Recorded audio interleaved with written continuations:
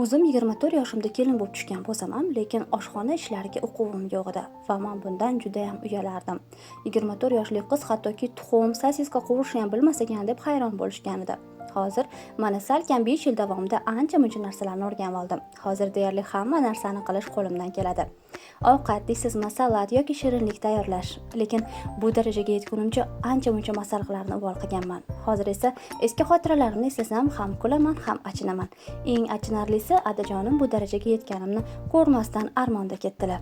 O'xshamagan bu luchkayi ovqatlarimni men xafa bo'lmasligim uchun maqtab yerdilar.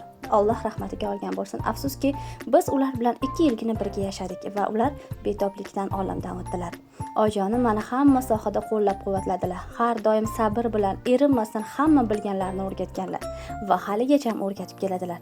Turmush o'rtog'im esa chiroyli bezalgan dasturxonni, mazali taomlarni, salatlarni va shirinliklarni yaxshi ko'rardilar.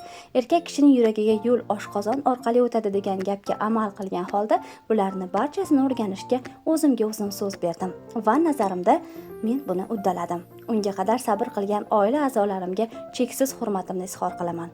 Adajonim juda ham yaxshi inson edilar. Hattoki bir kuni qizimga homilador paytimda poliklinikada navbat kutib uzoq qolib ketganman. Shunda shoshib uyga ovqat qilishim kerak deb yetib keldim. Yugurib oshxonaga kirsam, Adajon ovqat dimlayotgan ekanlar.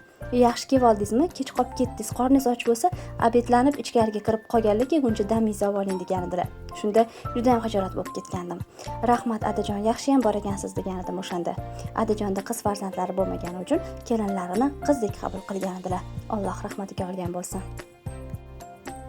Men hayotda o'zim o'ylab topgan shiorlardan bittasi bilmaslik ayb emas, o'rganmaslik ayb.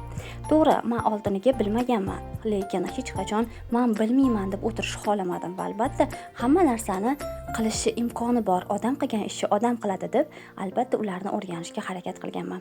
Siz ham hech qachon taslim bo'lmayman, qila olmayman, men uddala olmayman degan narsa umuman yo'q aslida. Siz harakat qilsangiz, hamma ishga ulgurasiz va uddalay olasiz.